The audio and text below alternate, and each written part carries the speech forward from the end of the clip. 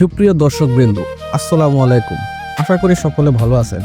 আজকে আমি আপনাদের মাঝে নতুন আরেকটি ভিডিও নিয়ে উপস্থাপনা করলাম। আজকের ভিডিওটি হলো মুন্সিগঞ্জের ঐতিহ্যবাহী গড়ের হাট সম্পর্কে নিয়ে। চলুন বন্ধুরা, ঘুরে আসি মুন্সিগঞ্জের ঐতিহ্যবাহী গড়ের হাট থেকে। আমরা ঢাকা থেকে রওনা হলাম মুন্সিগঞ্জের উদ্দেশ্যে। ঢাকা কোতোয়ালি বাস স্ট্যান্ড থেকে গাংচিল বাসে করে রওনা দিলাম। লোহজনের ভাড়া ঢাকা থেকে 80 টাকা করে জনপ্রতি।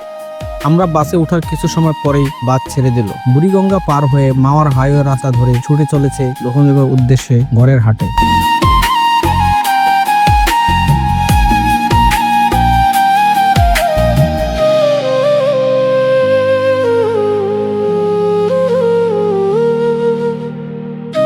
লোহজং যেতে যেতে বাস থেকে দেখতে পেলাম গ্রাম বাংলার চিরসবুজ মনোরম দৃশ্যের পরিবেশ।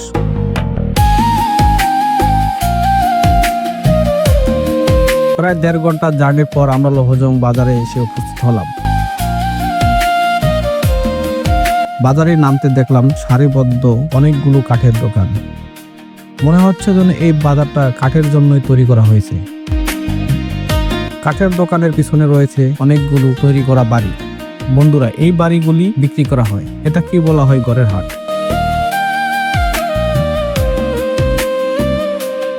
চলুন বন্ধুরা, ভিতরে ঘুরে আসি, দেখি এখানকার ঘরগুলো কিভাবে তৈরি করা হয়। আর সেই সাথে আমরা জানবো কেনই বা এই ধরনের ঘর তৈরি করা হয় সেই ইতিহাস।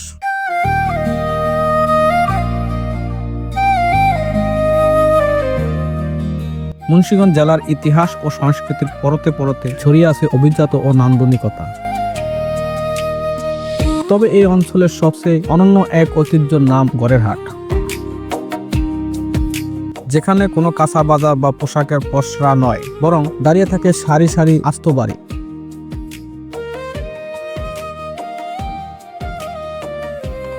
ক্রেতারা পছন্দ মতো বাড়ি কিনে নিয়ে যান নিজের ভিটায়। নদীভাঙ্গন কবলিত মানুষের টিকে থাকার লড়াই থেকে শুরু হয় এই স্থাপনার রীতি আজ বাংলাদেশের গণ্ডি পেরিয়ে বিশ্বের বিস্ময়ে পরিণত হয়েছে।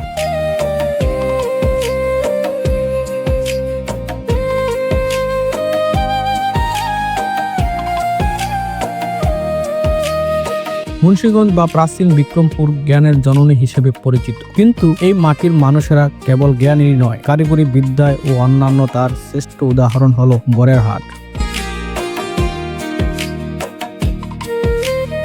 সাধারণ হাটে মানুষ চাল, ডাল, গরু, ছাগল কিনতে যায়, কিন্তু আস্ত একটি দোতলা বাড়ি সাজিয়ে রাখা হয়েছে বিক্রির জন্য।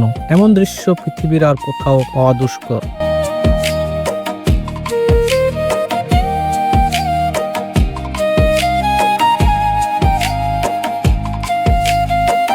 এটি মূলত একটি হাউজিং সিস্টেম বা পশ্চিমা বিশ্বের আধুনিক যুগে জনপ্রিয় হলেও মুন্সিগঞ্জ একটি 100 বছরের পুরনো সংস্কৃতি।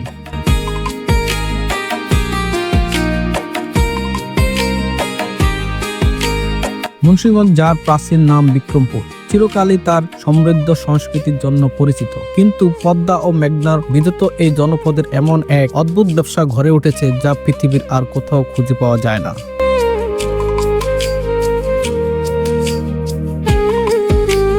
এখানকার মানুষ দোকান থেকে শার্ট বা প্যান্ট কেনার মতো করে আস্ত একটি বাড়ি কিনে নিয়ে বাড়িতে নিয়ে যেতে পারেন।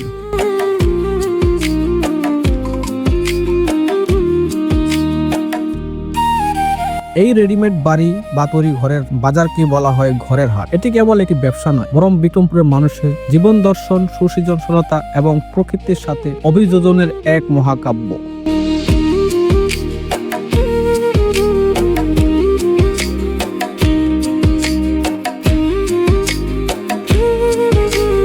মুন্সিগঞ্জের এই বিশেষ স্থাপত্য রীতির পেছনে রয়েছে কারণ ও ভৌগোলিক বাস্তবতা। পদ্মা নদীর ভাঙ্গন প্রবণ এলাকায় বসবাসকারী মানুষের কাছে স্থানীয় কংক্রিটের দালান নির্মাণ করা ছিল এক চরম ঝুঁকিপূর্ণ কাজ।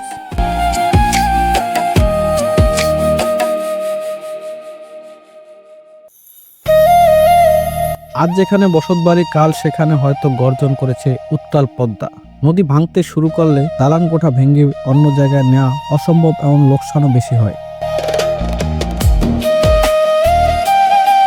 তাই এই এলাকার মানুষ এমন ঘর তৈরি কৌশল উদ্ভাবন করে যা কয়েক ঘন্টার মধ্যে খুলে ফেলা যায় এবং অন্য স্থানে নিয়ে গিয়ে পুনরায় স্থাপন করা যায়।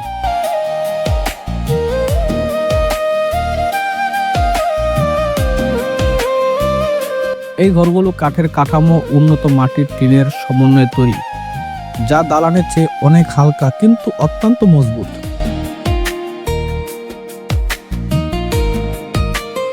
মুন্সিগঞ্জের কয়েকটি নির্দিষ্ট এলাকায় এই তৈরি ঘরের বিশাল বিশাল বাজার বসে। তেমনই একটি বাজার লৌহজংয়ের ঘরপট্টি। এটি বাংলাদেশের সবচেয়ে বড় এবং বিখ্যাত তৈরি ঘরের হাট। মাওয়া ঘাট থেকে কিছুটা দূরে অবস্থিত হওয়ায় এই এলাকায় ঢুকলে মনে হবে আপনি কোনো এক আবাসিক প্রকল্পে ঢুকে গেছেন।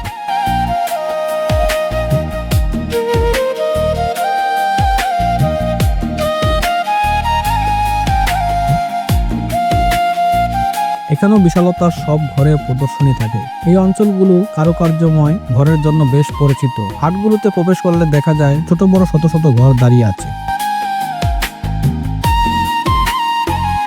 কোনোটি একতলা, কোনোটি দৃষ্টিনন্দন দোতলা, আবার কোনোটি আধুনিক রিসোর্টের মতো কটেজ স্টাইল তৈরি। এই ঘরগুলো নির্মাণ ও ব্যবহার করা হয় নিপুণ কৌশলে এবং দীর্ঘদিনের অর্জিত অভিজ্ঞতায়।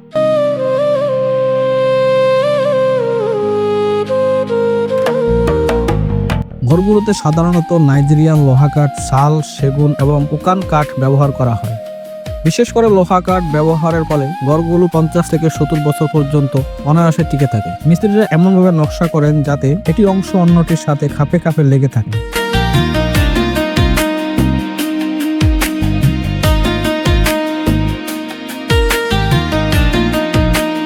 জানালার গ্রিলে রুইতন বা রম্বস আকৃতির নকশা, দরজায় কলস বা ফুলের মোটিফ এবং জানালার প্রান্তে নিমতি নামক বিশেষ খোদাই কাজ দেখা যায়। বর্তমান সময়ে ঘরগুলোতে ঘাই গ্লাস এবং আধুনিক ইট ব্যবহার করে একে আরও অভিজাত রূপ দেওয়া হয়েছে।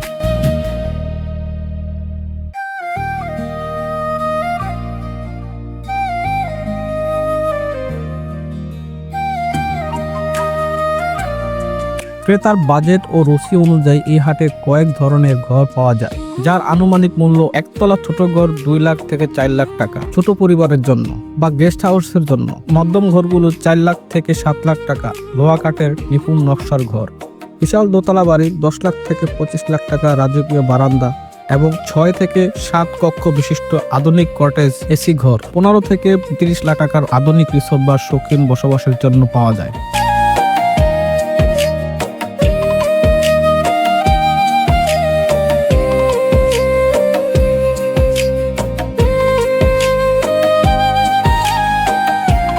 এই ঘরের হাটে নানান রকমের শ্রমজীবী কাজ করে। এক একজন শ্রমজীবী মানুষের এক এক ধরনের কাজ। যেমন প্রথমে এই গাছগুলো গাছ কাটার মিলে বিভিন্ন আকারে সাইজ করা হয়। সেখান থেকে গাছগুলি শুকিয়ে নেওয়া হয় যে স্থানে ঘর বানাবে সেখানে।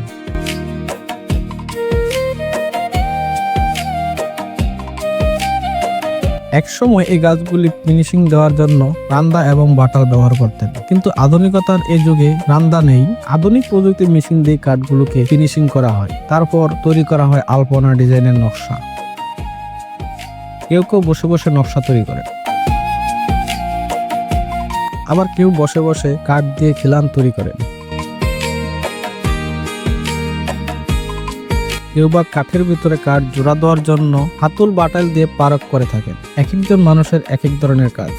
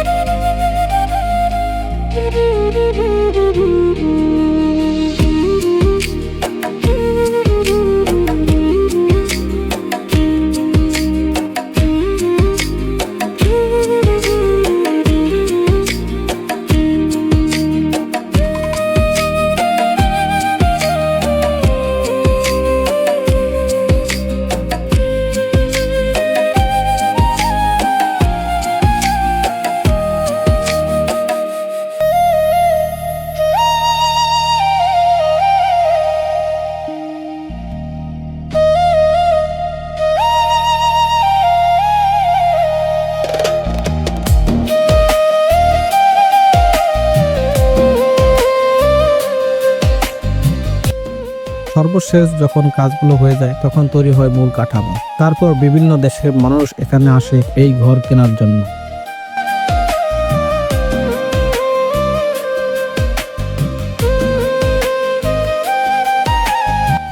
এই ঘরের হাট কেবল একটি ঐতিহ্য নয়, বরং মুন্সিগঞ্জের হাজার হাজার মানুষের জীবিকার প্রধান উৎস।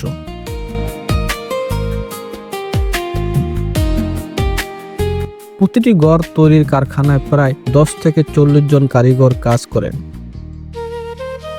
এছাড়া কাঠ ব্যবসায়ী, টিন বিক্রেতা এবং পরিবহন শ্রমিকদের এক বিশাল কর্মস্থান তৈরি হয়েছে।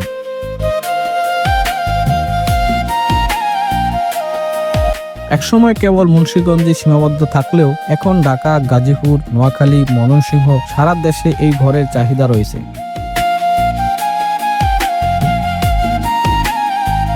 বিশেষ করে রিসোর্ট মালিক এবং শৌখিন বাগান বাড়ির মালিকরা এখন মুন্সিগঞ্জের ঘরের প্রধান ক্রেতা।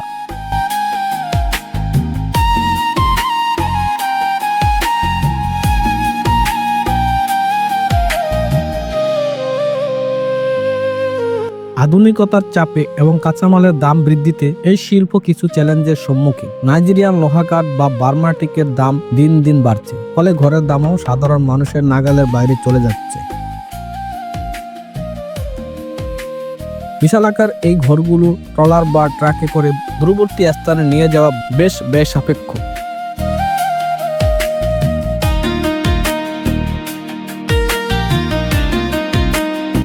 ঘর বসানোর মতো পর্যাপ্ত খোলা জায়গা কমে আসায় অনেক মানুষ এখন বাধ্য হয়ে দালানের দিকে ঝুঁকছে। মুন্সিগঞ্জের ঘরের হাট কেবল কেনাবেচার জায়গা নয়, এটি বাঙালির বেঁচে থাকার জেদ এবং নান্দনিকতার এক অপূর্ব সমন্বয়।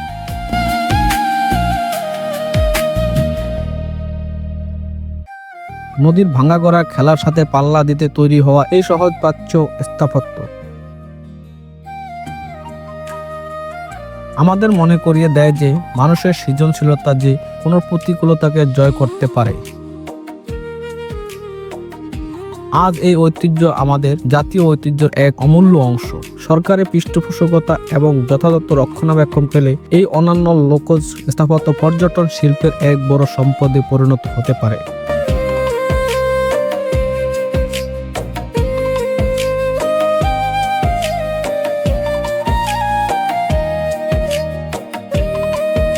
আপনি যদি কখনো মুন্সিগঞ্জে ভ্রমণে যান, তবে কেবল বাড়ি দেখতেই নয়, এর নির্মাণ শৈলী আর কারিগরদের সাথে কথা বলে তাদের জীবনবোধ সম্পর্কে জানতে পারবেন অনেক কিছু।